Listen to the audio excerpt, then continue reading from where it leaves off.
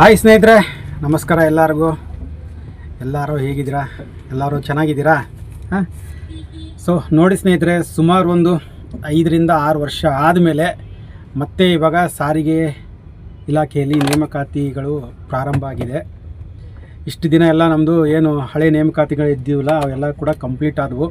ಏನು ಡ್ರೈವರ್ದೊಂದು ಪೆಂಡಿಂಗ್ ಉಳಿದಿದೆ KSRTCನಲ್ಲಿ. ಇನ್ನು ಮಿಕ್ಕಿದೆಲ್ಲ ಏನೇನು ಡಿಕಮ್ಸಿಗಳಿದ್ವು, KKRTC, KSRTC, NWKRTC ಅವೆಲ್ಲನೂ ಕೂಡ ಕಂಪ್ಲೀಟ್ ಆದವು. ಈಗ ಹೊಸ ನೇಮಕಾತಿಗಳು ಸ್ಟಾರ್ಟ್ ಆಗಿದೆ ಸ್ನೇಹಿತರೆ. ಇವತ್ತಿಂದ ಸಾರಿಗೆ ನಿಗಮ ಅಂತಲೇ ಅಲ್ಲ, ಸುಮಾರು ಕಡೆ ಎಲ್ಲ ಕಡೆಯೂ ಕೂಡ ಕಾಲ್ ಫಾರ್ ಮಾಡಿದ್ದಾರೆ. ಬಟ್ ಇವಾಗ ನಾವು ಈ ವಿಡಿಯೋದಲ್ಲಿ ಸ್ನೇಹಿತರೆ ಸಾರಿಗೆ ನಿಗಮದಲ್ಲಿ ಯಾವ್ಯಾವ ಸಾರಿಗೆ ನಿಗಮದಲ್ಲಿ ಯಾವ್ಯಾವ ಹುದ್ದೆಗಳನ್ನ ಕರೆದಿದ್ದಾರೆ ಅದನ್ನು ನೋಡೋಣ ಸ್ನೇಹಿತರೆ. ಮತ್ತು ಯಾರ್ಯಾರಿಗೆಲ್ಲ ಅಪ್ಲಿಕೇಶನ್ ಹಾಕೋಕ್ಕೆ ಏನೇನು ಎಲಿಜಿಬಿಲಿಟಿ ಎಲ್ಲ ಬೇಕು ಅದೆಲ್ಲನೂ ಕೂಡ ಈ ವಿಡಿಯೋದಲ್ಲಿ ಕಂಪ್ಲೀಟಾಗಿ ನೋಡ್ಕೊಂಬರೋಣ. ಹಾಗಾಗಿ ದಯವಿಟ್ಟು ವಿಡಿಯೋನ ಕೂಡ ಕೊನೆಯವರೆಗೂ ನೋಡಿ. ಮತ್ತು ಇನ್ನೂ ಕೂಡ ಯಾರ್ಯಾರು ನಮ್ಮ ಚಾನಲನ್ನು ಸಬ್ಸ್ಕ್ರೈಬ್ ಮಾಡ್ಕೊಳ್ಳಿ ನೋಡ್ತಿದ್ದೀರಾ, ದಯವಿಟ್ಟು ನಮ್ಮ ಚಾನಲ್ನ ಸಬ್ಸ್ಕ್ರೈಬ್ ಮಾಡ್ಕೊಳ್ಳಿ. ಮತ್ತು ಸುಮಾರು ಜನ ಅನ್ಸಬ್ಸ್ಕ್ರೈಬು ಕೂಡ ಮಾಡ್ಕೊಂಡಿದ್ದೀರಾ. ಎಲ್ಲ ಡಿಕಮ್ಸಿ ಅಪ್ಡೇಟ್ ಎಲ್ಲ ಮುಗಿದ್ಮೇಲೆ ದಯವಿಟ್ಟು ನೀವು ಕೂಡ ಸಬ್ಸ್ಕ್ರೈಬ್ ಮಾಡ್ಕೊಂಡು ನೋಡಿ. ಮತ್ತು ಎಲ್ಲರಿಗೂ ಕೂಡ ನಿಮ್ಮ ಸ್ನೇಹಿತರಿಗೂ ಕೂಡ ನಮ್ಮ ಚಾನಲ್ನ ಸಬ್ಸ್ಕ್ರೈಬ್ ಮಾಡ್ಕೊಳ್ಳೋಕೆ ಹೇಳಿ. ಯಾಕಂದರೆ ಇನ್ಮೇಲೆ ಈಗ ಒಂದು ನೇಮಕಾತಿನ ಈಗ ಹೊರಡಿಸಿದ್ದಾರೆ ಅಂದಮೇಲೆ ಇನ್ನು ಕಂಟಿನ್ಯೂ ಆಗಿ ನೇಮಕಾತಿಗಳು ಸ್ಟಾರ್ಟ್ ಆಗ್ತವೆ. ಏನು NW ಮತ್ತು KKRTC ಇನ್ನೂ ಡಿಕಮ್ಸಿ ಹುದ್ದೆಗಳು ನೇಮಕಾತಿಗಳ ಆಗುವಂಥದ್ದಿದೆ. ಅದ್ರ ಬಗ್ಗೆ ಎಲ್ಲನೂ ಕೂಡ ಮುಂದಿನ ದಿನಗಳಲ್ಲಿ ಯಾವ ಥರ ಅಪ್ಡೇಟ್ಗಳು ಬರ್ತಾ ಇರ್ತವೆ ಪ್ರತಿಯೊಂದೂ ಕೂಡ ನಾನು ಅಪ್ಡೇಟ್ಗಳು ಕೊಡ್ತಾ ಹೋಗ್ತೀನಿ. ಹಾಗಾಗಿ ದಯವಿಟ್ಟು ನೀವು ಕೂಡ ಚಾನಲ್ನ ಸಬ್ಸ್ಕ್ರೈಬ್ ಮಾಡ್ಕೊಳ್ಳಿ. ಮತ್ತು ನಿಮ್ಮ ಸ್ನೇಹಿತರಿಗೆ ಯಾರಿಗಾದರೂ ಗೊತ್ತಿಲ್ಲ ಅಂದರೆ ಅವ್ರಿಗೂ ಕೂಡ ನಮ್ಮ ಚಾನಲ್ನ ಸಬ್ಸ್ಕ್ರೈಬ್ ಮಾಡ್ಕೊಳ್ಳೋಕೆ ಹೇಳಿ. ಮತ್ತು ಫೇಸ್ಬುಕ್ ಪೇಜು ಕೂಡ ಫಾಲೋ ಮಾಡ್ಕೊಳ್ಳೋಕೆ ಹೇಳಿ. ಅಲ್ಲೂ ಕೂಡ ಏನಾದರೂ ಸಣ್ಣ ಪುಟ್ಟ ಇಮಿಡಿಯೇಟ್ ಅಪ್ಡೇಟ್ಗಳಿದ್ದರೆ ಫೇಸ್ಬುಕ್ಕು ಮತ್ತು ಇನ್ಸ್ಟಾಗ್ರಾಮಲ್ಲೂ ಕೂಡ ನಾನು ಅಪ್ಡೇಟ್ಗಳು ಕೊಡ್ತಾ ಇರ್ತೀನಿ. ಅದ್ರ ಲಿಂಕು ಕೂಡ ನಾನು ಇದೇ ವಿಡಿಯೋ ಕೆಳಗಡೆ ಡಿಸ್ಕ್ರಿಪ್ಷನ್ ಕೊಟ್ಟಿರ್ತೀನಿ, ಸರಿನಾ? ಸೊ ಬನ್ನಿ ಇವಾಗ ಇವಾಗ ಯಾವ್ಯಾವ KKRTC ಮತ್ತು NWKRTCನಲ್ಲಿ ಯಾವ್ಯಾವ ಹುದ್ದೆಗಳಿಗೆ ಕಾಲ್ ಫಾರ್ ಮಾಡಿದ್ದಾರೆ ಅಂತ ನೋಡ್ಕೊಂಬರೋಣ. ಸೊ ನೋಡಿ ಸ್ನೇಹಿತರೆ, ಇವಾಗ KKRTCನಲ್ಲಿ ಸೊ ನೋಡಿ 240 ನಿರ್ವಾಹಕ ಹುದ್ದೆಗಳು ಅಂದರೆ ಬರೀ ಕಂಡಕ್ಟರ್ ಹುದ್ದೆಗೆ ಕಾಲ್ ಫಾರ್ ಆಗಿರುವಂಥದ್ದು ಸ್ನೇಹಿತರೆ. ನಂತರ 13 ಸಹಾಯಕ ಲೆಕ್ಕಿಗ. ಸೊ ಇಷ್ಟು ಕಾಲ್ ಫಾರ್ ಆಗಿದೆ. ನಾನ್ HKನವ್ರಿಗೆ ಅಂದರೆ ಇದು HK ಯಾರ್ದು ಹೈದರಾಬಾದ್ ಕರ್ನಾಟಕ ಸರ್ಟಿಫಿಕೇಟ್ ಇರುತ್ತಲ್ಲ, ಹೈದರಾಬಾದ್ ಕರ್ನಾಟಕ ಭಾಗದವರು ಆದವ್ರಿಗೆ 240 ನಂಬರ್ಸು ಪೋಸ್ಟ್ಗಳು ಅವ್ರಿಗೆ ಕೊಟ್ಟಿದ್ದಾರೆ ಬರೀ ಕಂಡಕ್ಟ್ರಲ್ಲಿ, ಸರಿನಾ? ನಾನ್ HKನವ್ರಿಗೆ 63 ಪೋಸ್ಟ್ ಇದೆ. HK ಸರ್ಟಿಫಿಕೇಟ್ ಯಾರ ಹತ್ರ ಇರಲ್ವಲ್ಲ, ನೀವು ಯಾವ ಈ ಕಡೆ ಹುಬ್ಳಿ ಭಾಗದವರು ಅಥವಾ ಈ ಕಡೆ ಬೆಂಗಳೂರು ಭಾಗದವರು ಆಗಿದ್ದರೆ ನಿಮಗೆ 63 ಪೋಸ್ಟ್ ಇರುತ್ತೆ, ಸರಿನಾ? ಸಹಾಯಕ ಲೆಕ್ಕಿಗ ಅವ್ರಿಗೆ 3 ಪೋಸ್ಟ್ ಇರುತ್ತೆ. ಅರ್ಜಿ ಸಲ್ಲಿಸೋದಕ್ಕೆ ಏನೇನು ಕ್ರೈಟೇರಿಯಾ ಇದೆ ಅಂತ ನೋಡೋದಾದ್ರೆ ಸ್ನೇಹಿತರೆ, ಸೊ ನೋಡಿ ಟೋಟಲ್ ಆಗಿ ನಿಮಗೆ 18 ವರ್ಷ ಕಂಪ್ಲೀಟ್ ಆಗಿರಬೇಕು. ಅಂದರೆ ಈಗೇನು ಅಪ್ಲಿಕೇಶನ್ನು ಇವತ್ತಿಂದ ಸ್ಟಾರ್ಟ್ ಆಗ್ತಾಯಿದೆ, ಇವಾಗ ಸಾಯಂಕಾಲದಿಂದ 9ನೇ ತಾರೀಕಿಂದ. ಸೊ ನಿಮಗೆ ಅಪ್ಲಿಕೇಶನ್ ಎಂಡ್ ಯಾವಾಗ ಆಗುತ್ತೆ ಗೊತ್ತಾ? 10ನೇ ತಾರೀಕು, ಅಂದರೆ ಮುಂದಿನ ತಿಂಗಳು 10ನೇ ತಾರೀಕೇನು ಒಂದು ತಿಂಗಳು ಕಾಲಾವಕಾಶ ಕೊಟ್ಟಿದ್ದಾರೆ ಅರ್ಜಿ ಸಲ್ಲಿಸೋದಕ್ಕೆ. 10ನೇ ತಿಂಗಳು ಒಳಗಾಗಿ ನಿಮಗೆ 18 ವರ್ಷ ಕಂಪ್ಲೀಟ್ ಆಗಿರಬೇಕು. 18 ವರ್ಷ ರನ್ನಿಂಗ್ ಇದ್ದರೆ ಆಗಲ್ಲ ಸ್ನೇಹಿತರೆ, 18 ವರ್ಷ ನಿಮ್ಮದು ಕಂಪ್ಲೀಟ್ ಆಗಿರಬೇಕು, ಸರಿನಾ? ಅಂದರೆ ಇನ್ನೂ ಯಾರ್ದಾದ್ರೂ ಇನ್ನೂ 10ನೇ ತಾರೀಕು ಒಳಗಡೆ 18 ವರ್ಷ ಕಂಪ್ಲೀಟ್ ಆಗುತ್ತೆ ಅನ್ನೋರಿದ್ರೂ ಕೂಡ ನೀವು ಈ ಒಂದು ಹುದ್ದೆಗಳಿಗೆ ಅಪ್ಲಿಕೇಶನನ್ನು ಹಾಕ್ಬೋದು, ಸರಿನಾ? ಹಾಂ. ಸೊ 18 ವರ್ಷ ಕಂಪ್ಲೀಟ್ ಆದವರು 18 ವರ್ಷದಿಂದ ಮತ್ತು ಇವಾಗ ಏನು ಸರ್ಕಾರದವರು 3 ವರ್ಷಗಳ ಕಾಲ ಏನು ವಯಸ್ಸು ಸಡಿಲಿಕೆಯನ್ನು ಕೊಟ್ಟಿದ್ದಾರಲ್ಲ, ಸೊ ಆ ಪ್ರಕಾರ ನೀವು 18 ವರ್ಷದಿಂದ ಸೊ ಯಾವ್ಯಾವ ಕ್ಯಾಟಗರಿಗೆ ಎಷ್ಟೆಷ್ಟು ವರ್ಷ ಅಂತ ನೋಡೋದಾದ್ರೆ ಸ್ನೇಹಿತರೆ, ಪ್ರವರ್ಗ 2A 2B 3A 3B ಇವ್ರಿಗೆಲ್ಲ ಮುಂಚೆ ಏನಿತ್ತಂದರೆ 38 ವರ್ಷಗಳ ಕಾಲ ಇತ್ತು ಸ್ನೇಹಿತರೆ ಮಿನಿಮಮ್ ಅರ್ಜಿ ಸಲ್ಲಿಸೋದಕ್ಕೆ. ಇದು ಮ್ಯಾಕ್ಸಿಮಮ್ ಅರ್ಜಿ ಸಲ್ಲಿಸೋದಕ್ಕೆ 38 ವರ್ಷ ಲಾಸ್ಟ್ ಇತ್ತು ಏಜು. ಬಟ್ ಇವಾಗ ಸರ್ಕಾರ 3 ವರ್ಷ ವಯಸ್ಸು ಸಡಿಲಿಕೆ ಕೊಟ್ಟಿರೋದ್ರಿಂದ ಸೊ ಇವರು 41 ವರ್ಷ ಇರೋರು ಕೂಡ ಅಪ್ಲಿಕೇಶನನ್ನು ಹಾಕೋದಕ್ಕೆ ಎಲಿಜಿಬಿಲಿಟಿ ಇದ್ದಾರೆ. ಈ 10ನೇ ತಾರೀಕು ಒಳಗಡೆ ಏನು ಮುಂದಿನ ತಿಂಗಳು 10ನೇ ತಾರೀಕು ಒಳಗಡೆ ಅವ್ರದ್ದು 41 ವರ್ಷ ಮೀರಿರಬಾರ್ದು ಅಂಥವರು ಕೂಡ ಅಪ್ಲಿಕೇಶನನ್ನು ಹಾಕ್ಬೋದು, ಸರಿನಾ? ಮತ್ತು ಪರಿಶಿಷ್ಟ ಜಾತಿ ಪರಿಶಿಷ್ಟ ಪಂಗಡ SC ST ಮತ್ತು ಪ್ರವರ್ಗ 1 ಕ್ಯಾಟಗರಿ 1 ಅವರಿಗೆ ಮುಂಚೆ ಎಲ್ಲ SC ST ಮತ್ತು ಪ್ರವರ್ಗ 1 ಅವರಿಗೆ ಸ್ನೇಹಿತರೆ 40 ವರ್ಷ ಮ್ಯಾಕ್ಸಿಮಮ್ 40 ವರ್ಷ ಇತ್ತು. ಸೊ ಈಗ ಅವರೆಲ್ಲರೂ ಕೂಡ 43 ವರ್ಷ ಆಗಿರೋರು ಕೂಡ ಅವರು ಅಪ್ಲಿಕೇಶನನ್ನು ಹಾಕಬಹುದು. ಮತ್ತು ಸಾಮಾನ್ಯ ಕ್ಯಾಟಗರಿಯವರಿಗೆ 35 ವರ್ಷ ಇತ್ತು ಸ್ನೇಹಿತರೆ ಮುಂಚೆ. ಈಗ ವಯಸ್ಸು ಸಡಿಲಿಕೆ ಕೊಟ್ಟಿರೋದ್ರಿಂದ ಸೊ ಸಾಮಾನ್ಯ ಕ್ಯಾಟಗರಿಯವರು 38 ವರ್ಷ ಇರೋರು ಕೂಡ ಅಪ್ಲಿಕೇಶನನ್ನು ಹಾಕಬಹುದು. ಆಮೇಲೆ ಹೈಟು ವೆಯ್ಟು ಎಷ್ಟಿರಬೇಕು ಅಂತ ನೋಡೋದಾದರೆ, ಸೊ ಪುರುಷರಿಗಾದರೆ ಸ್ನೇಹಿತರೆ 163 ಸೆಂಟಿಮೀಟ್ರು ಎತ್ತರ ಇರಬೇಕು. ಮತ್ತು ತೂಕ ಬಂದ್ಬಿಟ್ಟು 55 kg, ತೂಕ ಬಂದ್ಬಿಟ್ಟು 55 kg ಇರಬೇಕು. ಹೈಟು 163 ಸೆಂಟಿಮೀಟ್ರ್ ಇರಬೇಕು. ಮಹಿಳೆಯರಿಗೆ ಎತ್ತರ ಬಂದ್ಬಿಟ್ಟು 153 153 ಸೆಂಟಿಮೀಟರ್ ಇರಬೇಕು ಮಹಿಳೆಯರು, ಮತ್ತು ತೂಕ ಬಂದ್ಬಿಟ್ಟು ಅವ್ರಿಗೆ 50 kg, ಮಿನಿಮಮ್ 50 kg ಅಂತೂ ಇರಲೇಬೇಕು, ಸರಿನಾ? ಸೊ ಅಪ್ಲಿಕೇಶನ್ ಯಾವಾಗಿಂದ ಸ್ಟಾರ್ಟ್ ಆಗುತ್ತೆ ಅನ್ನೋದು ನೋಡಿದ್ರೆ ಸ್ನೇಹಿತರೆ, ಇವತ್ತು ಸಾಯಂಕಾಲ ಅಂದರೆ 9ನೇ ತಾರೀಕಿಂದ ನೆಕ್ಸ್ಟ್ ಮಂತು 10ನೇ ತಾರೀಕುವರೆಗೂ ಕರೆಕ್ಟಾಗಿ 1 ತಿಂಗಳು ಟೈಮ್ ಕೊಟ್ಟಿದ್ದಾರೆ ಸ್ನೇಹಿತರೆ ಅಪ್ಲಿಕೇಶನ್ ಹಾಕೋದಕ್ಕೆ. 9/10/2025ರಿಂದ ಅಪ್ಲಿಕೇಶನು ನೆಕ್ಸ್ಟು 10/10/2025ವರೆಗೂ ಕೂಡ ನೀವು ಅಪ್ಲಿಕೇಶನನ್ನು ಹಾಕ್ಬೋದು. ಸೊ ನೀವು ಅಪ್ಲಿಕೇಶನ್ ಹಾಕಿದ ಮೇಲೆ ನಿಮಗೆ ಪೇಮೆಂಟ್ ಮಾಡೋದಕ್ಕೆ ನಿಮಗೆ 11/11/2025 ಅಂದರೆ ಏನು 10ನೇ ತಾರೀಕು ಅಪ್ಲಿಕೇಶನ್ ಹಾಕೋದು ಮುಗಿಯುತ್ತಲ್ಲ, ಸೊ ನೀವು ನೆಕ್ಸ್ಟ್ ಡೇ 11ನೇ ತಾರೀಕು ಸಾಯಂಕಾಲ 4 ಗಂಟೆ ಒಳಗಡೆ ನೀವು ಪೇಮೆಂಟನ್ನು ಮಾಡಬೇಕಾಗಿರುತ್ತೆ, ಸರಿನಾ? ಪೇಮೆಂಟ್ ಯಾವ ಥರ ಇರುತ್ತೆ ಅಂತ ನೋಡೋದಾದ್ರೆ ಸ್ನೇಹಿತರೆ, ಏನು 2A 2B 3A 3Bನವ್ರಿಗೆ 750 ರೂಪಾಯಿ ಇರುತ್ತೆ, ಮತ್ತು SC ST ಮತ್ತು ಕ್ಯಾಟಗರಿ 1 ಅವ್ರಿಗೆ 500 ರೂಪಾಯಿ ಅಪ್ಲಿಕೇಶನ್ ಫೀಸ್ ಇರುತ್ತೆ. ಮತ್ತು ಹ್ಯಾಂಡಿಕ್ಯಾಪ್ಟ್ ಅಂದರೆ ಈ ನಿರ್ವಾಹಕ ಏನಿದಾರಲ್ಲ ಕಂಡಕ್ಟರ್ಗೆ, ಅವ್ರು ಯಾರು ಕೂಡ ಹ್ಯಾಂಡಿಕ್ಯಾಪ್ಟು ಎಲಿಜಿಬಲ್ ಇರಲ್ಲ ಅಪ್ಲಿಕೇಶನ್ ಹಾಕೋದಕ್ಕೆ. ಸೊ ಬೇರೆ ಬೇರೆ ಹುದ್ದೆಗಳಿಗೆ ಕರೆದಿರಲ್ಲ, ಸೊ ಆ ಹುದ್ದೆಗಳಿಗೆ ಹ್ಯಾಂಡಿಕ್ಯಾಪ್ಟ್ ಇದ್ದವರು ಅಪ್ಲಿಕೇಶನ್ ಹಾಕಿದ್ರೆ ಅವ್ರಿಗೆ ಬಂದ್ಬಿಟ್ಟು 250 ರೂಪಾಯಿ ಚಾರ್ಜ್ ಇರುತ್ತೆ. ಬಟ್ ಹ್ಯಾಂಡಿಕ್ಯಾಪ್ಟವರು ಒಂದು ಅರ್ಥ ಮಾಡಿಕೊಡ್ರಿ, ನೀವು ಕಂಡಕ್ಟರ್ ಜಾಬ್ಗೆ ಅಪ್ಲಿಕೇಶನ್ ಹಾಕೋಕ್ಕೆ ಆಗಲ್ಲ.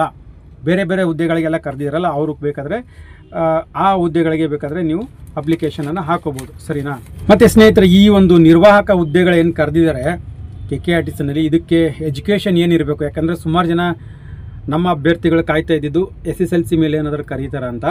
ಬಟ್ ಈ ಒಂದು ಏನು ಕಂಡಕ್ಟರ್ ಜಾಬನ್ನು ಕರೆದಿದ್ದಾರೆ KKRTCನಲ್ಲಿ, ಸೊ ಇದಕ್ಕೆ ವಿದ್ಯಾರ್ಹತೆ ಬಂದ್ಬಿಟ್ಟು ಸ್ನೇಹಿತರೆ ಸೆಕೆಂಡ್ PUC ಪಾಸಾಗಿರಬೇಕು. ನಿರ್ವಾಹಕ ಶೈಕ್ಷಣಿಕ ವಿದ್ಯಾರ್ಹತೆ ಕಲಾ, ವಾಣಿಜ್ಯ, ವಿಜ್ಞಾನ, ನೀವು ಯಾವುದಾದ್ರೂ ಆರ್ಟ್ಸು, ಕಾಮರ್ಸು, ಸೈನ್ಸು ಯಾವುದರಲ್ಲಾದರೂ ಸರಿ ನೀವು ಸೆಕೆಂಡ್ PUC ಮುಗ್ದಿರಬೇಕು, ಸರಿನಾ?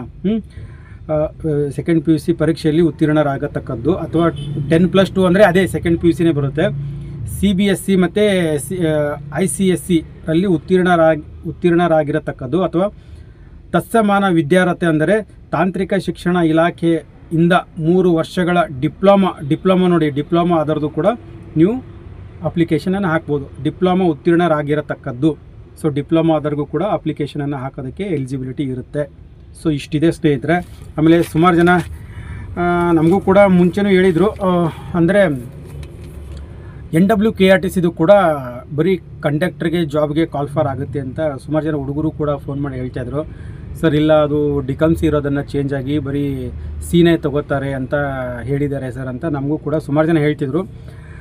ಬಟ್ ನಮಗೆ ಬಂದಿರೋ ಮಾಹಿತಿ ಪ್ರಕಾರ ಡಿಕಮ್ಸಿ ಮಾಡ್ತಾರೆ ಅಂತ ನಾವು ಮುಂಚೆಯಿಂದನೂ ಕೂಡ ಹೇಳ್ತಾ ಇದ್ವಿ. ಬಟ್ ಈಗ ಅವ್ರೇನಾದರೂ ಬರೀ ಸೀನೇ ಕರೆಯಂಗಿದ್ದಿದ್ರೆ ಸ್ನೇಹಿತರೆ, ಈಗ ಆಲ್ರೆಡಿ ಇದೇ ನೋಟಿಫಿಕೇಷನಲ್ಲೇ ಕರೀಬೇಕಾಗಿತ್ತು. ಯಾಕಂದರೆ ಈಗ ಕಂಡಕ್ಟರ್ದು ನೋಡಿ KKRTC ಬರೀ ಕಂಡಕ್ಟರ್ ಕರೆದಿದ್ದಾರೆ ಅಲ್ವಾ. ಸೊ KKRTC ಈಗ NWKRTCನಲ್ಲೂ ಕೂಡ ಕಾಲ್ಫಾರ್ ಆಗಿದೆ. NWKRTCನಲ್ಲಿ ಯಾವ್ಯಾವ ಹುದ್ದೆಗೆ ಕಾಲ್ಫಾರ್ ಆಗಿದೆ ಅಂದರೆ ಸ್ನೇಹಿತರೆ, ಸಹಾಯಕ ಸಂಚಾರಿ ನಿರೀಕ್ಷಕ ಅಂದರೆ ಟ್ರಾಫಿಕ್ ಇನ್ಸ್ಪೆಕ್ಟ್ರದು ಅಲ್ಲೂ ಕೂಡ ಕಾಲ್ಫಾರ್ ಆಗಿದೆ NWKRTCನಲ್ಲಿ. ಒಂದು ವೇಳೆ NWKRTCನಲ್ಲಿ ಅವರು ಬರೀ ಕಂಡಕ್ಟರ್ ಜಾಬನ್ನೇ ಕರೆಯೋದಕ್ಕೆ ಸರ್ಕಾರ ಪರ್ಮಿಷನ್ ಕೊಟ್ಟಿದ್ದರೆ, ಈಗ ಆಲ್ರೆಡಿ ಏನಿವಾಗ ಟ್ರಾಫಿಕ್ ಇನ್ಸ್ಪೆಕ್ಟ್ರಿಗೆ ಕಾಲ್ ಮಾಡಿದ್ದಾರೆ, ಮತ್ತು ಟ್ರಾಫಿಕ್ ಇನ್ಸ್ಪೆಕ್ಟ್ರ್ ಹಿಂಬಾಕಿ ಪೋಸ್ಟ್ಗೂ ಕೂಡ ಕಾಲ್ ಮಾಡಿದಾರಲ್ಲ. ಸೊ ಇದೇ ಒಂದು ಕಾಲಮಲ್ಲಿ ಕಂಡಕ್ಟ್ರ್ ಪೋಸ್ಟ್ಗೂ ಕೂಡ ಅವರು ಸೇರಿಸ್ಕೋಬೋದಾಗಿತ್ತು. ಅವ್ರು ಏನಾದರೂ ಬರೀ ಕಂಡಕ್ಟ್ರ್ ಪೋಸ್ಟ್ಗೆ ಸರ್ಕಾರ ಪರ್ಮಿಷನ್ ಕೊಟ್ಟಿದ್ದರೆ ಇದೇ ಕಾಲಮಲ್ಲಿ ಆ್ಯಡ್ ಮಾಡ್ಬೋದಾಗಿತ್ತು. ಬಟ್ ನನಗನ್ಸುತ್ತೆ ಅವರು ಡಿಕಮ್ಸಿನೇ ಕರಿಬೋದು ಅಂತ ಇದರಲ್ಲಿ ಅವರು ಕಂಡಕ್ಟ್ರ್ ಪೋಸ್ಟನ್ನು ತೋರಿಸಿಲ್ಲ ಅಂತ ನನಗನ್ನಿಸ್ತಾ ಇದೆ, ಸರಿನಾ? ಮತ್ತು ಇವಾಗ ಈಗ ಎಷ್ಟು, ಈಗ KKRTCದು 240+ ನಾನ್ HKನವ್ರಿಗೆ 63 ಪೋಸ್ಟ್ ಇವೆಲ್ಲ ಸೇರಿದ್ರೆ, ಮತ್ತು ಏನು ಸರ್ ಆಲ್ಮೋಸ್ಟ್ ಇದು ಇಲ್ಲೇ ಆಗೋಯ್ತಲ್ಲ ಸರ್ 300 ಪೋಸ್ಟು. ಮತ್ತು KKRTCನಲ್ಲಿ ಡಿಕಮ್ಸಿ ಹುದ್ದೆಗಳೇನಾದರೂ ಕರೀತಾರೆ ಅಂದರೆ ಖಂಡಿತವಾಗ್ಲೂ ಸ್ನೇಹಿತರೆ KKRTC MD ಅವರು 1700 ಪೋಸ್ಟು ನಮಗೆ ಡಿಕಮ್ಸಿ ಬೇಕು ಅಂತ ಅವರು ಸರ್ಕಾರಕ್ಕೆ ಅರ್ಜಿ ಸಲ್ಲಿಸಿದರು. ಬಟ್ ಅದರಲ್ಲಿ ಬರೀ 300 ಪೋಸ್ಟು ಅವರು ಸೀನ ತೊಗೊಂಡಿದ್ದಾರೆ. ಇನ್ನೂ ಕೂಡ ಸ್ನೇಹಿತರೆ ಡಿಕಮ್ಸಿದು KKRTCನಲ್ಲೂ ಕೂಡ ಕಾಲ್ಫಾರ್ ಆಗುತ್ತೆ, ಮತ್ತು NWನಲ್ಲೂ ಕೂಡ ಡಿಕಮ್ಸಿ ಹುದ್ದೆಗಳಿಗೆ ಕಾಲ್ಫಾರ್ ಆಗುತ್ತೆ. ಬಟ್ ಯಾವಾಗ ಅಂತ ಅವ್ರು ಇನ್ನೂ ಕ್ಲಾರಿಟಿಯಾಗಿ ನಮ್ಗೆ ತಿಳಿಸ್ಕೊಡ್ತಾ ಇಲ್ಲ. ಬಟ್ ಈಗೇನು ಕಾಯ್ತಾ ಇರೋವಂಥ ಅಭ್ಯರ್ಥಿಗಳು ಯಾರೂ ಕೂಡ ನೀವು ಗೊಂದಲಕ್ಕೆ ಒಳಗಾಗ್ಬಿಡಿ. ಇದು ಬರೀ ಕಂಡಕ್ಟರ್ ಜಾಬ್ ತೊಗೋತಿರೋದು 300 KKRTCನಲ್ಲಿ.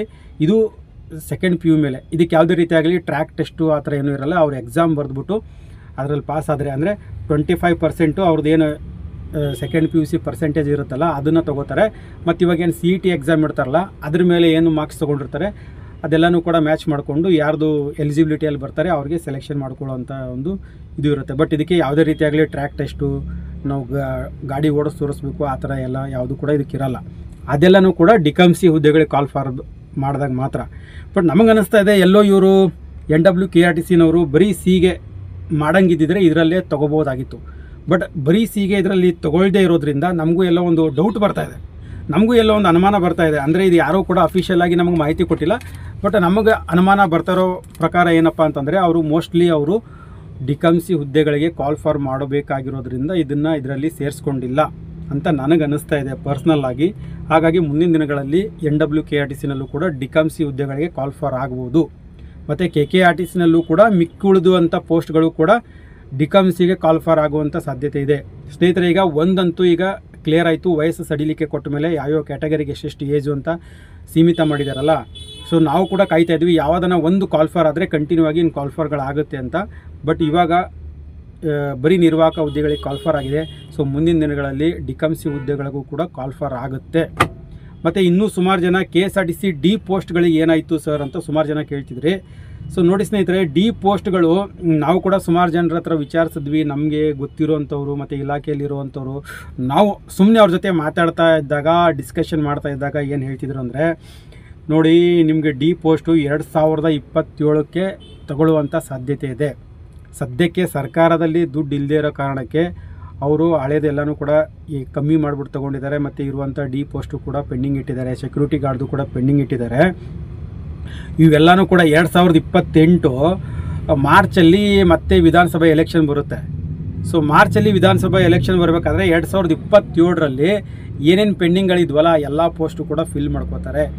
ಯಾಕಂತಂದರೆ ಈಗ ಸರ್ಕಾರ ಹಳೇದೆಲ್ಲ ಕ್ಲಿಯರ್ ಮಾಡಿಕೊಂಡು ಮತ್ತೆ ಮುಂದೆ ಯಾವ ಸರ್ಕಾರ ಬರುತ್ತೋ ಏನಾಗುತ್ತೋ ನಮ್ಗೆ ಗೊತ್ತಿಲ್ಲ, ಒಟ್ಟಿನಲ್ಲಿ ಹಳೇದೆಲ್ಲ ಕರೆದು ಬಿಡೋಣ, ಮತ್ತು ಹೊಸ ನೋಟಿಫಿಕೇಷನ್ನು ಕೂಡ ಕರೆದು ಬಿಡೋಣ ಅನ್ನೋ ಒಂದು ಮೆಂಟಾಲಿಟಿಯಲ್ಲಿರುತ್ತೆ. ಈ ಸರ್ಕಾರದವರು ಇರೋದೇ ಇದೇ ಥರ, ಅವ್ರ ಮೆಂಟಾಲಿಟಿಗಳು ಇರೋದೇ ಇದೇ ಥರ. ಈ ಸದ್ಯಕ್ಕೆ ತಗೊಂಡ್ರೆ ನಾವು ಇರುವಾಗಲೇ ಅವ್ರಿಗೆ ಪೇಮೆಂಟ್ಗಳು ಕೊಡಬೇಕಾಗತ್ತೆ. ಈ ಶಕ್ತಿ ಯೋಜನೆ ಎಲ್ಲ ಫ್ರೀ ಎಲ್ಲ ಬಿಟ್ಟಿರೋದ್ರಿಂದ ಅವ್ರ ಹತ್ರ ದುಡ್ಡು ಇಲ್ಲದೆ ಇರೋದ್ರಿಂದ ಸೊ ಲಾಸ್ಟ್ ಇನ್ನೇನು ಸರ್ಕಾರ ಮುಗಿಯೋಕ್ಕೆ ಬಂದಾಗ ಎಲ್ಲನೂ ಕೂಡ ಕರೆದು ಬಿಡೋಣ, ನೋಡೋಣ ಮುಂದೆ ಯಾವ ಸರ್ಕಾರ ಬರುತ್ತೆ. ನಮ್ಮದೇ ಸರ್ಕಾರ ಬಂದರೆ ಮತ್ತೆ ತಳ್ಳಾಕೋಣ, ಇಲ್ಲ ಬೇರೆ ಸರ್ಕಾರ ಬಂತು ಅಂದರೆ ಅವ್ರ ಮೂಮೆಂಟಲ್ಲಿ ಅವ್ರ ಟೈಮಲ್ಲಿ ಹೆಂಗಿರುತ್ತೆ ಆ ಮೂಮೆಂಟ್ ಮೇಲೆ ಅವರು ನೇಮಕಾತಿಗಳನ್ನ ಮಾಡ್ಕೊಂಡು ಹೋಗ್ತಾರೆ. ಈ ಥರ ಸರ್ಕಾರಗಳದ್ದು ಯೋಚನೆ ಇದೆ ಅಂತ ನಮಗೆ ತಿಳಿದಿರುವಂಥವ್ರು, ತುಂಬ ಎಕ್ಸ್ಪೀರಿಯೆನ್ಸ್ ಇರುವಂಥವ್ರು, ನಾವು ಇಂಥವ್ರೆ ಅಂತ ಇಲಾಖೆಯಿಂದ ಅಂತ ಹೇಳ್ತಲ್ಲ, ಅವ್ರು ನಮಗೆ ಗೊತ್ತಿರುವಂಥವ್ರು ಈ ಥರ ಒಂದು ಡಿಸ್ಕಷನ್ ಮಾಡ್ಬೇಕಾದ್ರೆ ಹೇಳಿದ್ರು, ಇಲ್ಲ ಇವೆಲ್ಲ ಈಗ ನಿಮ್ಮ ಡ್ರೈವರ್ ಪೋಸ್ಟೆಲ್ಲ 2027ವರೆಗೂ ನೀವು ಮರ್ತುಬಿಡಿ, ಸರ್ಕಾರ ಇನ್ನೇನು ಮುಗಿಯೋಕ್ಕೆ ಬರುತ್ತಲ್ಲ ಆವಾಗ ಅವೆಲ್ಲ ತುಂಬಿಕೊಂಡು ಮತ್ತೆ ಹೊಸ ನೋಟಿಫಿಕೇಷನ್ ಮಾಡ್ತಾರೆ. ಅವರು ಎಲೆಕ್ಷನಲ್ಲಿ ಪ್ರಚಾರಕ್ಕೆ ಬಳಸ್ಕೋತಾರೆ, ನಾವು ನೋಡಿ ಮತ್ತೆ ಇಷ್ಟು ನೇಮಕಾತಿಗಳು ಮಾಡಿದ್ವಿ ಅಂತ. ಸೊ ಹಂಗೇನಾದರೂ ಮತ್ತೆ ಕಾಂಗ್ರೆಸ್ ಸರ್ಕಾರ ಬರಲಿಲ್ಲ, BJP ಸರ್ಕಾರ ಬಂತು ಅಂದರೆ ಅವರು ಆ ಟೈಮಲ್ಲಿ ಸರ್ಕಾರದಲ್ಲಿ ಯಾವ ಥರ ಬಜೆಟ್ಗಳಿರುತ್ತೆ ನೋಡಿಕೊಂಡು ಅದನ್ನು ತುಂಬ್ಕೋಬೇಕಾ ಬೇಡವಾ, ಅಥವಾ ಮತ್ತೆ ಹುದ್ದೆಗಳು ಕಡಿತ ಮಾಡಬೇಕಾ ಅಥವಾ ತಳ್ಕೊಂಡು ಹೋಗ್ಬೇಕಾ ಅಂತ ಈ ಥರ ಒಂದು ಸರ್ಕಾರದ ಮಟ್ಟದಲ್ಲಿ ಯೋಚನೆಗಳಿರುತ್ತೆ. ಹಾಗಾಗಿ ಯಾರು KSRTC ಡಿಗೆ ಹಾಕಿದ್ದೀರಾ ನೀವು 2027ವರೆಗೂ ಕೂಡ ಮರ್ತುಬಿಡಿ. 2027ರಲ್ಲಿ ಸರ್ಕಾರ ಇನ್ನೇನು 28ರಲ್ಲಿ ಬದಲಾಗುತ್ತೆ ಅಥವಾ ಸರ್ಕಾರ ಮುಗಿಯುತ್ತೆ ಎಲೆಕ್ಷನ್ ಬಂದಾಗ ಈ ಎಲ್ಲ ಹಳೆ ಪೋಸ್ಟ್ಗಳನ್ನ ತುಂಬ್ಕೋತಾರೆ ಅಂತ ಹೇಳ್ತಿದ್ದಾರೆ. ಸೊ ಮುಂಚೆನೂ ನೋಡಿದ್ರೆ ನೀವು KSRTC ಮತ್ತು NW 3 ನಿಗಮದಲ್ಲಿ ಕರೆದಾಗ BJP ಸರ್ಕಾರ ಕರೆದಿದ್ದು. BJP ಸರ್ಕಾರ ಕರೆದ ಮೇಲೆ ನೋಡಿ ಅವರು ಕಾಂಗ್ರೆಸ್ ಸರ್ಕಾರ ಬರೋವರೆಗೂ ಅವ್ರು ಕಂಪ್ಲೀಟಾಗಿ BJP ಸರ್ಕಾರ ಮುಗಿದೋದ್ರೂ ಕೂಡ ಅವರು ಹುದ್ದೆಗಳನ್ನ ಭರ್ತಿ ಮಾಡ್ಕೊಳ್ಳಿಲ್ಲ. ಕಾಂಗ್ರೆಸ್ ಸರ್ಕಾರ ಬಂತು, ಕಾಂಗ್ರೆಸ್ ಸರ್ಕಾರ ಬಂದ ಮೇಲೆ ಅವ್ರಿಗೆ ನಮ್ಮ ಹತ್ರ ಆರ್ಥಿಕ ಇಲಾಖೆಯಲ್ಲಿ ದುಡ್ಡಿಲ್ಲ ಅಂದ್ಬಿಟ್ಟು BJP ಸರ್ಕಾರ ಕರೆದಿರೋದು ಅಂತ ಹೇಳ್ಬಿಟ್ಟು ಎಲ್ಲನೂ ಹುದ್ದೆಗಳನ್ನ ಕಡಿತ ಮಾಡಿಕೊಂಡು ತುಂಬಿಕೊಂಡ್ರು. ಸೊ ಮುಂದಿನ ದಿನಗಳಲ್ಲೂ ಕೂಡ ಹಾಗೆ ಆಗುತ್ತೆ. ಏನಾದರೂ ಈಗ ಅವರು 2028ಕ್ಕೆ ಎಲೆಕ್ಷನ್ ಇದೆ ಅಂದಮೇಲೆ ಇನ್ನೇನು ಸರ್ಕಾರ ಮುಗಿಯೋಕ್ಕೆ ಬರ್ತಾ ಇದೆ, ಮತ್ತೆ ಎಲೆಕ್ಷನ್ ಬರ್ತಿದೆ ಅಂದರೆ ನೇಮಕಾತಿಗಳನ್ನ ಹೊರಡಿಸ್ತಾರೆ. ಮತ್ತೆ ಕಾಂಗ್ರೆಸ್ ಸರ್ಕಾರ ಬಂತು ಅಂದರೆ ಬಂದಾಗ ನೋಡೋಣ ಅನ್ನೋ ಒಂದು ಮನಸ್ಥಿತಿಯಲ್ಲಿ ಇರ್ತಾವಂತೆ ಸರ್ಕಾರಗಳು. ಹಾಗಾಗಿ 2027ವರೆಗೂ ಕೂಡ ಯಾರ್ಯಾರು ಡಿಗೆ ಅಪ್ಲಿಕೇಶನ್ ಹಾಕಿದ್ರೆ ದಯವಿಟ್ಟು ಅಲ್ಲಿವರೆಗೂ ನೀವು ತಾಳ್ಮೆಯಿಂದ ಇರಿ. ಏನೂ ಮಾಡೋಕ್ಕಾಗಲ್ಲ, ಅಪ್ಲಿಕೇಶನ್ಗೆ ಹಾಕಿದ್ದೀವಿ ನಾವು ದುಡ್ಡು ಕಟ್ಟಿದ್ದೀವಿ ಅಂದರೆ ತಗೊಳ್ಳೇಬೇಕು ಅವರು. ಇನ್ನು 5 ವರ್ಷ ಬಿಟ್ಟು 10 ವರ್ಷ ಬಿಟ್ಟಾದರೂ ಅವ್ರು ತಗೊಳ್ಳೇಬೇಕು, ಅದನ್ನು ರದ್ದು ಮಾಡೋಕ್ಕಾಗಲ್ಲ. ಬಟ್ ಯಾವಾಗ ತಗೋತಾರೆ ಅಂತ ಇನ್ನೂ ಕೂಡ ಕ್ಲಾರಿಟಿ ಇಲ್ಲ. ನಮ್ಗೆ ಗೊತ್ತಿರೋರು ಒಂದು ನಾವು ಚರ್ಚೆ ಮಾಡ್ಬೇಕಾದ್ರೆ ಹೇಳಿದ್ದು 2027ರಲ್ಲಿ ತಗೋತಾರೆ ಅಂತ ಹೇಳ್ತಿದ್ದಾರೆ. ಹಾಗಾಗಿ ಡಿಗೆ ಅಪ್ಲಿಕೇಶನ್ ಹಾಕಿರುವಂಥ ಅಭ್ಯರ್ಥಿಗಳು ಕೂಡ ಇನ್ನೂ ಕಾಯಲೇಬೇಕಾಗುತ್ತೆ, ಸರಿನಾ? ಸೊ ಸ್ನೇಹಿತರೆ, ಇಷ್ಟಿದೆ ಮಾಹಿತಿ. ದಯವಿಟ್ಟು ನೀವು ಯಾರಾದರೂ ಇನ್ನೂ ಚಾನಲ್ನ ಸಬ್ಸ್ಕ್ರೈಬ್ ಮಾಡ್ಕೊಳ್ದೆ ನೋಡ್ತೀರಿ, ದಯವಿಟ್ಟು ಚಾನಲ್ನ ಸಬ್ಸ್ಕ್ರೈಬ್ ಮಾಡ್ಕೊಂಡು ನೋಡಿ. ಇನ್ನೇನಾದರೂ ಈ ನಿರ್ವಾಹಕ ಹುದ್ದೆಗಳು ಈಗೇನು ಕರೆದಿದ್ದೀರಲ್ಲ ಇದಕ್ಕೆ ಸಂಬಂಧಪಟ್ಟಂತೆ ಏನೇ ಅಪ್ಡೇಟ್ಸ್ಗಳಿದ್ರೂ ಕೂಡ ನಾನು ವಿಡಿಯೋಗಳು ಮಾಡಿ ತಿಳಿಸ್ತಾ ಇರ್ತೀನಿ. ಯಾಕಂದರೆ ಮುಂಚೆ ಬರೀ ಡಿಕಮ್ಸಿ ಹುದ್ದೆಗಳದ್ದು ಮಾತ್ರ ವಿಡಿಯೋಗಳು ಮಾಡ್ತಿದ್ವಿ. ಸದ್ಯಕ್ಕೆ ಯಾವುದು ಡಿಕಮ್ಸಿ ನೇಮಕಾತಿಗಳು ಹೊರಡಿಸದೇ ಇರೋದ್ರಿಂದ ಹಳೆಯದೆಲ್ಲ ಕಂಪ್ಲೀಟ್ ಆಗೋಗಿದೆ. ಈಗ ಆಲ್ರೆಡಿ ಹಳೆಯದೆಲ್ಲ ಕಂಪ್ಲೀಟ್ ಆಗೋಗಿರೋದ್ರಿಂದ ಈಗೇನು ಸಿ ಅಪ್ಲಿಕೇಶನ್ ಕರೆದಿರಲ್ಲ KKRTC ಮತ್ತು ಇವಾಗ ಟ್ರಾಫಿಕ್ ಇನ್ಸ್ಪೆಕ್ಟರ್ NWನಲ್ಲಿ ಇದಕ್ಕೆ ಸಂಬಂಧಪಟ್ಟಂತೆ ಏನೇ ಅಪ್ಡೇಟ್ಸ್ಗಳಿದ್ರು ಮತ್ತು ಯಾವ ಥರ ಯಾವ ಬುಕ್ಕನ್ನು ಓದಬೇಕು, ಯಾವಾಗ ಎಕ್ಸಾಮನ್ನು ಕರೀತಾರೆ, ಇದ್ರ ಪ್ರತಿಯೊಂದೂ ಮಾಹಿತಿನ ನಾನು ನಿಮಗೆ ತಿಳಿಸ್ಕೊಡ್ತಾ ಇರ್ತೀನಿ. ಹಾಗಾಗಿ ನೀವು ಇನ್ನೂ ಏನಾದರೂ ನಮ್ಮ ಚಾನಲ್ನ ಸಬ್ಸ್ಕ್ರೈಬ್ ಮಾಡ್ಕೊಂಡಿಲ್ಲ ಅಂದರೆ ದಯವಿಟ್ಟು ನಮ್ಮ ಚಾನಲ್ನು ಕೂಡ ಸಬ್ಸ್ಕ್ರೈಬ್ ಮಾಡ್ಕೊಳ್ಳಿ. ನಿಮ್ಮ ಸ್ನೇಹಿತರಿಗೂ ಕೂಡ ತಿಳಿಸಿ. ಯಾಕಂದರೆ ಪ್ರತಿಯೊಂದು ಅಪ್ಡೇಟ್ಗಳು ಸಿಗೋದು ಇನ್ಮೇಲೆ ತುಂಬ ಇಂಪಾರ್ಟೆಂಟ್ ಆಗಿರುತ್ತೆ. ನಾವು ಯಾವ ಬುಕ್ಸನ್ನು ಓದಬೇಕು ಸರ್, ನಾವು ಅಪ್ಲಿಕೇಶನ್ ಹಾಕ್ತಾಯಿದ್ದೀವಿ ಸಿಗೆ, ಬಟ್ ಯಾವ ಬುಕ್ ಓದಬೇಕು, ಯಾವ ಥರ ಪ್ರಿಪೇರ್ ಆಗಬೇಕು, ಎಲ್ಲದರ ಬಗ್ಗೆನೂ ನಿಮಗೆ ಗೈಡೆನ್ಸ್ ಬೇಕು ಅಂತಂದರೆ ನಮ್ಮ ಚಾನಲ್ನ ಸಬ್ಸ್ಕ್ರೈಬ್ ಮಾಡ್ಕೊಂಡು ನೋಡಿ. ಇದಕ್ಕೆ ಸಂಬಂಧಪಟ್ಟಂತೆ ಏನೇ ಮಾಹಿತಿಗಳು ಬಂದರೂ ಕೂಡ ಬರೀ ಏನು ಕಂಡಕ್ಟರ್ ಕರೆದಿದ್ದಾರೆ ಮತ್ತು ಏನು ಟ್ರಾಫಿಕ್ ಇನ್ಸ್ಪೆಕ್ಟರ್ ಕರೆದಿದ್ದಾರೆ NWನಲ್ಲಿ, ಇದಕ್ಕೆ ಸಂಬಂಧಪಟ್ಟಂತೆ ಏನೇ ಅಪ್ಡೇಟ್ಸ್ಗಳು ಬಂದರೂ ಕೂಡ ನಾನು ನಿಮಗೆ ತಿಳಿಸ್ತಾ ಇರ್ತೀನಿ. ಆ ಅಪ್ಡೇಟ್ಗಳೆಲ್ಲನೂ ಬೇಕು ಅಂತಂದರೆ ನೀವು ಮೇನ್ ಇಂಪಾರ್ಟೆಂಟ್ ಆಗೋದು ಚಾನಲ್ನ ಸಬ್ಸ್ಕ್ರೈಬ್ ಮಾಡಬೇಕಾಗುತ್ತೆ. ಸೊ ಹಾಗಾಗಿ ದಯವಿಟ್ಟು ಚಾನಲ್ನ ಸಬ್ಸ್ಕ್ರೈಬ್ ಮಾಡ್ಕೊಂಡು ನೋಡಿ. ಮತ್ತು ಫೇಸ್ಬುಕ್ಕು ಇನ್ಸ್ಟಾಗ್ರಾಮ್ ಪೇಜು ಕೂಡ ಫಾಲೋ ಮಾಡ್ಕೊಳ್ಳಿ. ಸಣ್ಣ ಪುಟ್ಟ ಏನಾದರೂ ಅಪ್ಡೇಟ್ಗಳು ಬಂದರೆ ಫೇಸ್ಬುಕ್ಕು ಮತ್ತು ಇನ್ಸ್ಟಾಗ್ರಾಮಲ್ಲೂ ಕೂಡ ನಾನು ಅಪ್ಡೇಟ್ಗಳು ತಿಳಿಸ್ತಾ ಇರ್ತೀನಿ. ಸರಿ ಸ್ನೇಹಿತರೆ, ಮತ್ತೇನಾದರೂ ಇನ್ಫಾರ್ಮೇಷನ್ ಇದ್ದರೆ ಮುಂದಿನ ವೀಡಿಯೋದಲ್ಲಿ ತಿಳಿಸ್ತೀನಿ ಅಂತೆ. ಸ್ವಲ್ಪ ವೀಡಿಯೋ ಲೆಂತಿ ಆಯಿತು. ಲೆಂತಿ ಆದ್ರೂ ಕೂಡ ವೀಡಿಯೋನ ಕೊನೆವರೆಗೂ ನೋಡಿ ತಮ್ಮೆಲ್ಲರಿಗೂ ಕೂಡ ಧನ್ಯವಾದಗಳು.